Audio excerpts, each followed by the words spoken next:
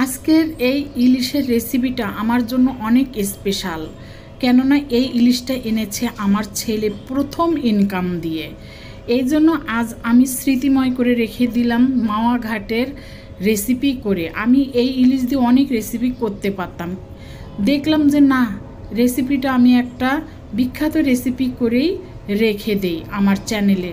যতদিন আমার চ্যানেল থাকবে ততদিন আমার এই ভিডিওটা থাকবে, ততদিন আমার ছেলের এই স্মৃতিটা থাকবে। ফার্স্ট ইনকাম করেছে মাত্র ৩,০০০ টাকা। সেই ৩,০০০ টাকার মধ্যে থেকে আমাকে ২৪০০ টাকা দিয়ে এই ইলিশটা এনে দিয়েছে আমার ছেলে। আমার কাছে অনেক আনন্দদায়ক যে আমার ছেলের মাথায় আমার চিন্তাটা আছে যে আমার মা ইলিশ পছন্দ করে, তার জন্য এই ফেভারিট খাবারটা আগে নিয়ে আসি। আমাকে জানায়নি যে আমার জন্য ইলিশ নিয়ে আসবে। বাজারে গেছে একা ফার্স্ট টাইম যে এই ইলিশটা একাই নিয়ে এসেছে দাম দর করে ২৪০০ টাকা দিয়ে। ইলিশটার ওজন ছিল ১৫০ গ্রাম কম ১.৫ কেজি।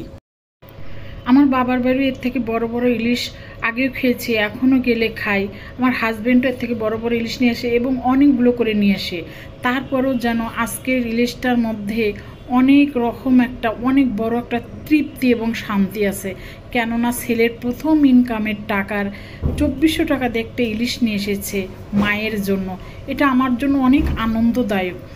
আসসালামু আলাইকুম, ওয়েলকাম টু মেরিনাস কিচেনে। ইউটিউব হলে মেরিনা রাফরাস কিচেন থেকে, কেউ যদি টিকটক থেকে দেখে থাকেন, ইনস্টাগ্রাম থেকে দেখে থাকেন, অবশ্যই আমার পেজটাকে ফলো করে দেবেন এবং সাবস্ক্রাইব করে দেবেন।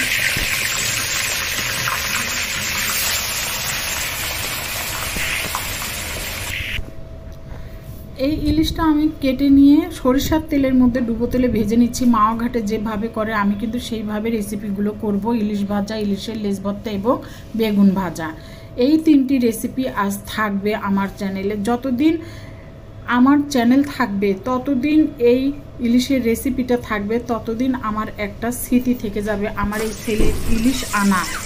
কারণ আমার ছেলে যে ইলিশটা এনেছে এইটা আমি মাওয়া ঘাটের রেসিপি করে এটার সঙ্গে স্মৃতি করে রেখে দেব, যেন এই রেসিপিটা দেখলে সবার মনে হয় এবং আমি যেন দেখতে পারি, আমার ছেলেও যেন দেখতে পারে। এই জন্য স্মৃতিময় করে রাখা এই ইলিশের রেসিপিটা করি। এই ইলিশ মাছ দিয়ে আমি আরও অন্যরকম রেসিপি করতে পারতাম, কিন্তু না, আমি চিন্তা করেছি আমি আকর্ষণীয়ভাবে এই রেসিপিটা করব।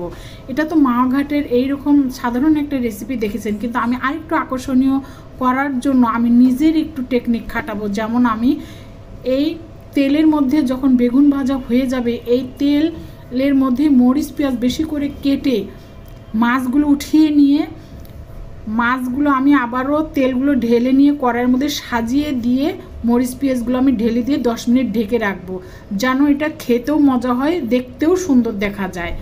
আমার একটু ছোঁয়া না রাখলে তো আমার রেসিপি হবে না, তাই না? শুধু মাওয়া ঘাটের রেসিপি করলেই তো হবে না।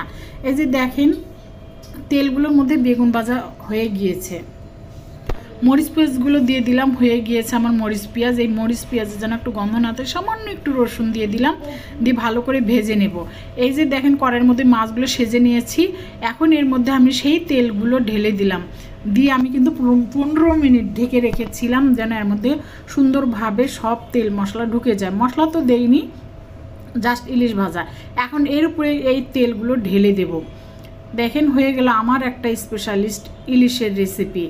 আর যদি এই মরিচ পেঁয়াজ না দিতাম তাহলে হয়ে যেত মাওয়া ঘাটের। আমি দুটি করে দেখিয়েছি, যেমন মাওয়া ঘাটেরটা মাছ ভেজে উপরে শুকনো মরিচগুলো দিয়েছি আর তেল ঢেলে দেওয়াটা, কিন্তু আমি তেল মরিচ পেঁয়াজ ভেজে নিয়ে দিয়েছি। এটা আরও আকর্ষণীয় হয়েছে, আরও খেতে মজা হয়েছে। এই ছিল আমার মাওয়া ঘাটের ইলিশের রেসিপি এবং সাথে আমারও স্পেশালিস্টের একটু ছোঁয়া, মরিচ পেঁয়াজ দিয়ে ভেজে তেলের মধ্যে মাছের মধ্যে ঢেলে দেওয়া। বেগুন ভাজা আর ইলিশের লেজ ভর্তাটা দেখিয়েছি প্রথমে এবং শেষে। এই যে এটা হলো ইলিশের লেজ ভর্তা। আসলে এতটা সুস্বাদু ছিল এই খাওয়াটা এবং রান্নাটা, আর ভিডিও করাটা এবং এডিট করাটা সম্পূর্ণ ছিল আমার একটা তৃপ্তি। কারণ ছেলের প্রথম ৩,০০০ টাকা ইনকামের ২৪০০ টাকা একটার মাছ।